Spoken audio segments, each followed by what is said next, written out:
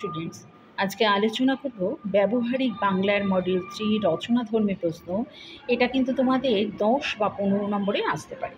তো এই ক্ষেত্রে প্রশ্নটি হচ্ছে, অনুবাদ কাকে বলে, অনুবাদ কত প্রকার ও কী কী, অনুবাদের বৈশিষ্ট্য সম্পর্কে আমি আলোচনা করব। তো অনুবাদ হচ্ছে কোনো বক্তব্য বা রচনাকে এক ভাষা থেকে অন্য ভাষায় রূপান্তরিত করা। কোনো রচনার বক্তব্য বিষয়কে পরিবর্তন না করে শুধু ভাষার পরিবর্তনকেই অনুবাদ বলা হয়। বিশ্বের অগণিত ভাষায় যে বিপুল জ্ঞানচর্চা হচ্ছে, শিল্প, সাহিত্য, বিজ্ঞান, দর্শন, সমাজতত্ত্ব, নৃতত্ত্ব এবং মনোবিদ্যার যে কোনো বিষয় নিয়ে জ্ঞানের যে প্রবাহ বিকাশ লাভ করছে, তা সারা বিশ্বের মানুষের কাছে পৌঁছানোর অন্যতম উপায় হলো অনুবাদ। অনুবাদের গুরুত্বের কারণে বিভিন্ন সাহিত্যে অনুবাদ নামক বিশেষ এক শাখা গড়ে উঠেছে।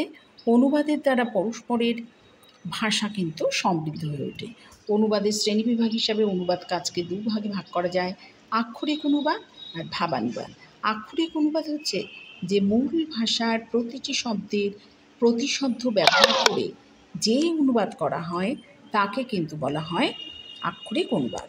আর আক্ষরিক অনুবাদে ভাবার্থের দিকে দৃষ্টি দেওয়া হয় না।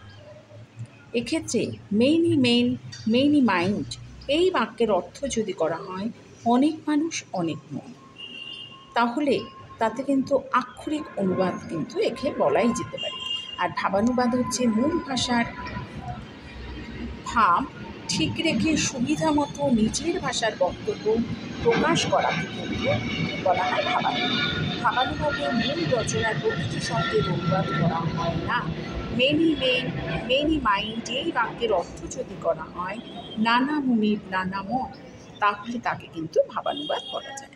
আর বৈশিষ্ট্য হিসাবে বলি যে অনুবাদের অংশটি বারবার পড়ে ভেতরের ভাবটুকু ভালোভাবে বুঝে নিতে হবে। আর মূল বাক্যে যে ক্রিয়া ও বাচ্য থাকে, অনুবাদেও কিন্তু সেই বাচ্য ও ক্রিয়াভাব নির্দেশ করতে হবে। তাহলে আজকের আলোচ্য বিষয় ছিল যে অনুবাদ কাকে বলে, অনুবাদ কত প্রকার কী কী, আর অনুবাদের বৈশিষ্ট্য। এটা হচ্ছে বাংলার একটা বিশেষ টপিক। এটা ব্যবহারিক বাংলার মডিউল 3 রচনাধর্মী প্রশ্ন ক্ষেত্রে তোমাদের দিয়ে দিলাম। তাই অনুবাদ কাকে বলে, অনুবাদ কত প্রকার কী কী, অনুবাদের বৈশিষ্ট্য আজকের আলোচ্য বিষয়। এটা হচ্ছে বাংলা ব্যবহারিকের একটা প্রশ্নোত্তর আজকে দিলাম।